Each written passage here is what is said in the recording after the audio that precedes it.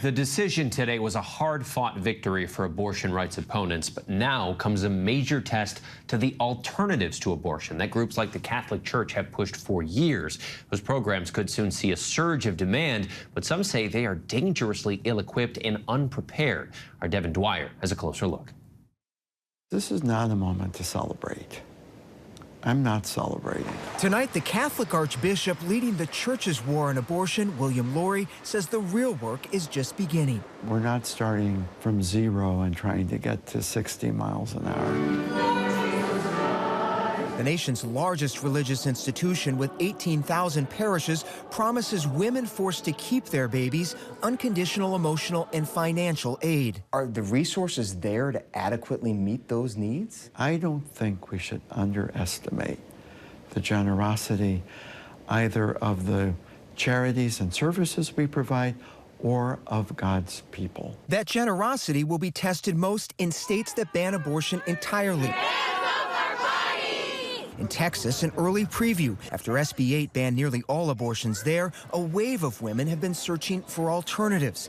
84,000 signing up so far this year, with a state program supporting women who continue unwanted pregnancies. This is our community baby closet. Texas Catholic aid programs are feeling the impact, too. Having a wait list now, we're already trying to gear up and make sure that we can meet the current need, in addition to any increase that we might see. Some newborn items. Casey Whitley oversees the Gabriel Project in Fort Worth, a ministry for pregnant women that provides resources like diapers and formula, and a volunteer angel. Being pregnant is a very vulnerable time, so having someone that they can address their fears, their concerns with, just have someone to listen with compassion and support them. The diocese helped 175 women last year. These babies and their moms are their success stories. Among them, single mom Kexi Vieda.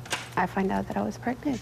Very unexpected news. She says she learned of her pregnancy the day she signed divorce papers.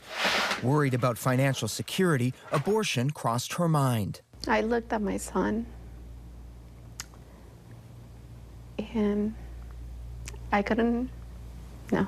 While Kexi had the right to choose, millions of women, predominantly lower income and women of color, won't now have the same opportunity. These are the ones who may already have multiple children and are already struggling financially. We've been the only clinic since 2006. Shannon Brewer, director of Mississippi's only abortion clinic, said pregnancy support from groups like the Catholic Church won't solve the problems she sees. You think a woman is a desperate woman who wants to have an abortion is going to say, okay, I'm not going to have an abortion. I know that they are. And the reason I know that they are because we have women that call this clinic right now and tell us that they're going to drink this, or they want to do this, or they tried to do this, and it's still legal, and they still do this right now. Some Catholic abortion rights advocates say the church is misleading women with hollow promises. I don't think they have reckoned with what the ramifications are going to be in a post-Roe world. The amount of care and social work and life skill training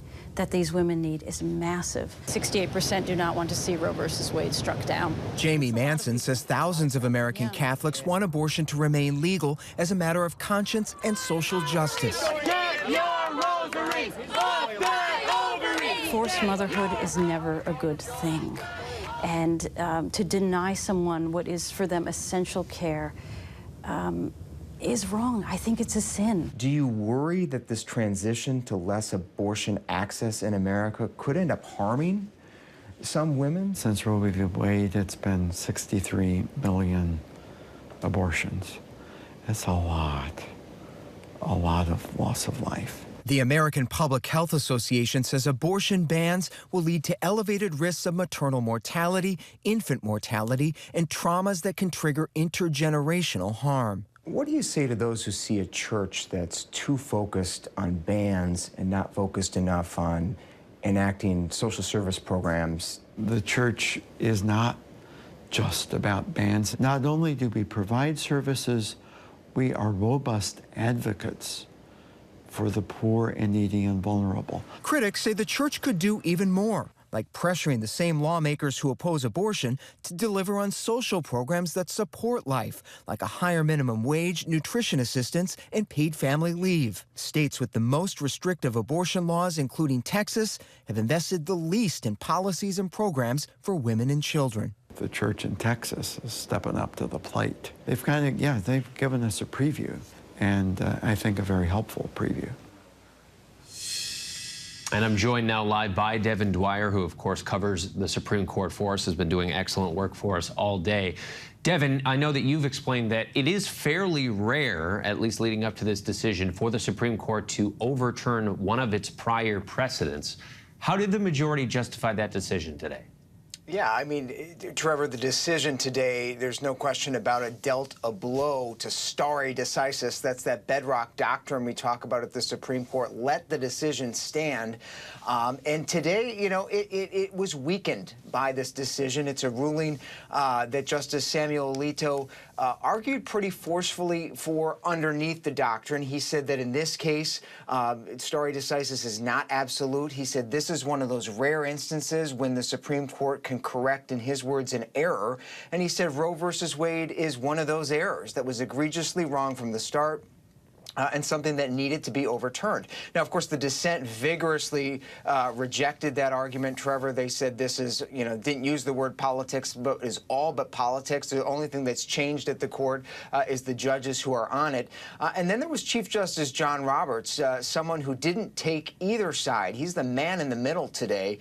Chief Justice John Roberts said there was actually a way here to preserve the precedent, let a woman still have a core right to terminate her pregnancy while also allowing states to impose more restrictions. He said maybe that standard should be an opportunity to choose, but he had no takers, obviously. And I know that Justice Kavanaugh, you'd shared in a previous ruling, had said that in order to overturn a precedent, it had to be considered grievously incorrect. We, of course, have heard from anti-abortion activists all day who they felt that this was grievously incorrect, so I suppose that is not a surprise.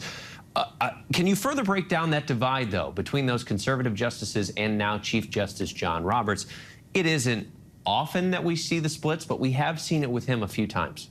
Yeah, I mean, for the past 10, 15 years or so, Trevor, I mean, this has been Chief Justice John Roberts' court. He has someone who has steered this court through incremental changes, someone that believes deeply in the legitimacy and credibility of the court. And he thought for years that was most achieved by going slow on some of the most divisive issues. Well, yesterday's decision on guns and today's decision on abortion really show that that is no longer the case. This is no longer John Roberts in control of this court. This is a Clarence Thomas court and a Samuel Alito court.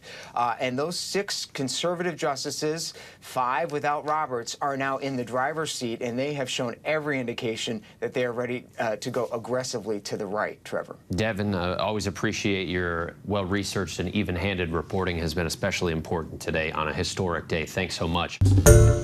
Hi, everyone. George Stephanopoulos here. Thanks for checking out the ABC News YouTube channel. If you'd like to get more videos, show highlights, and watch live event coverage, click on the right over here to subscribe to our channel. And don't forget to download the ABC News app for breaking news alerts. Thanks for watching.